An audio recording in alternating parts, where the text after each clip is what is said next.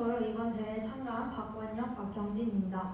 라면은 남녀노소, 특히 우리 청소년들한테 사랑받는 글로벌 음식입니다. 저희도 평소에 라면을 좋아하기 때문에 연구 주제를 라면 소비에 영향을 미치는 요인들이라 정해 라면의 변화를 통계를 통해서 알아보고 싶었습니다. 그러면 저희는 신문 기사와 기업 리포트를 등등 응용해 라면 소비에 관련해 다양한 방면에서 분석할 수 있었습니다. 첫째, 라면의 글로벌 트렌드에 대해서 분석해보았습니다. 세계 인스턴트 라면 협회에 의하면 국가별 세계 라면 소비 상위 10개국은 중국, 인도네시아, 일본, 인도 등등 많았습니다. 10개 국가 중에서 8개의 국가가 아시아에 속하는 만큼 아시아 국가들의 주식의 면이 큰 부분을 차지하고 라면을 즐겨 먹는다는 것을 볼 수 있었습니다. 다음으로 세계 연간 라면 소비량을 찾아보았습니다. 2016년 세계 라면 소비량은 약 975억 개로 2012년 1018억 개보다 4.2%가 감소했습니다.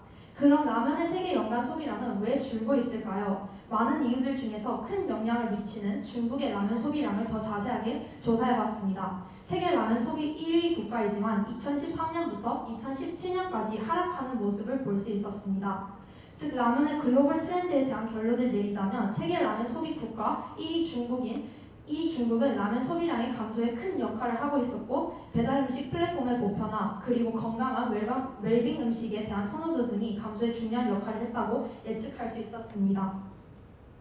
둘째, 가족의 형태 변화가 라면의 소비량에 어떤 영향을 미치는지에 대해서 알아보았는데요. 1인당 라면 소비량을 먼저 조사해봤습니다. 한국은 평균적으로 1년 동안 1인당 73.7개의 라면을 소비를 해 1위를 했고 한국은 라면에 대한 관심이 높고 지속해서 제품의 다변화가 일어나서라고 볼 수 있었습니다. 구체적인 관계를 확인하고 싶어서 사회 구조적으로 비슷한 현상이 발생하는 한국과 일본의 상황을 고려해봤는데요. 일단 한국의 나홀로족에 대해서 말씀드리겠습니다. 경기일보를 통해 전국 기준 1인 가구 비율을 살펴봤는데요. 전국의 1인 가구가 점점 증가하는 모습을 보여주고 있었습니다. 2006년에 14.4%에서 10년 만에 거의 2배로 증가하면서 27.2%를 도달했습니다. 다음에 그래프 B를 보시면 한국의 용기면 비중을 한국농식품유통공사를 통해서 조사해봤는데요. 5년 만에 용기면의 비중이 6%나 증가했습니다. 컵라면 시장이 크게 성장하는 이유는 1인 가구 증가 및 간편성을 추구하는 트렌드를 따라 섭취가 간편한 용기면이 주목을 받고 있기 때문입니다.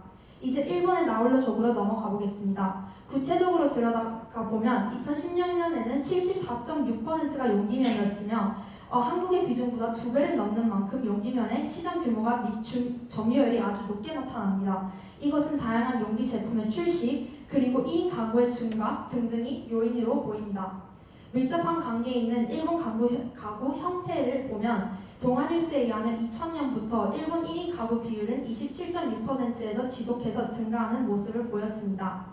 1인 가구의 증가로 인해 용기면의 판매량도 또한 증가하는 양상을 볼 수 있는데요. 가족 형태 변화에 따라 식품 선호도와 판매량도 변화함을 직접적으로 볼 수 있었습니다. 셋째, 라면 매운맛의 정도를 고추에 포함된 캡사이신의 농도를 스코빌 매운 단위로 계량하여 표시하는 스코빌 지수를 사용해서 한번 비교해봤습니다. 푸드조선에 의하면 8,706스코빌로 핵 불닭볶음면이 1위를 차지했고 4,000스코빌이었던 불닭볶음면을 기존 제품을 더 맵게 리뉴얼했던 등 매운 라면 경쟁이 치열하게 전개되고 있습니다. 즉 많은 업체들이 스코빌 지수를 이용한 마케팅에 소비자들의 관심을 끌고 있었다는 것을 알 수 있었습니다.